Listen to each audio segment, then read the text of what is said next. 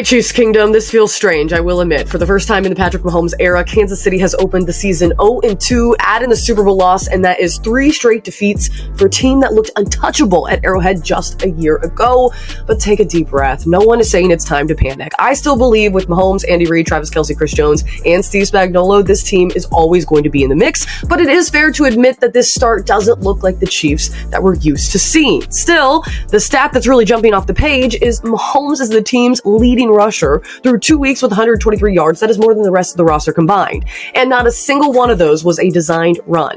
That tells you everything you need to know about where the ground game is right now. Look, Pacheco runs hard, but isn't seeing his blocks. Hunt knows where to go, but can't get there anymore, and the O-line just really isn't opening up any lanes. Now, coaching hasn't helped either. On 4th and 1 in the third quarter, Reid called a trap with Creed Humphrey pulling for Hunt. The Eagles defense, of course, blew it up instantly. This team simply doesn't have the ground game to line up and say, we're going to run it down your throat. Which meant, once again, Mahomes had to play superhero. He threw 187 yards, ran for 66 more, had 2 touchdowns without wide receiver Isiah, who is still suspended, and without Xavier Worthy, who is sidelined with injury. At the end of the day, it was still a 3-point game against the defending champs. Also, I think the defense looked much better this week, led by Chris Jones, and a steady secondary that kept Kansas City alive, even though the mistake of Shamari Connor on his angles on the first Philly touchdown can't keep happening. I still felt pretty good about the defensive performance. Bottom line, we've seen this happen before. In 2021, the Chiefs stumbled early on, still wound up at the AFC Championship. Dynasties are not measured by how you win when it's easy, but by how you respond when it is hard. Yeah, I know that's cheesy, but as Andy Reid put it today, I trust this group.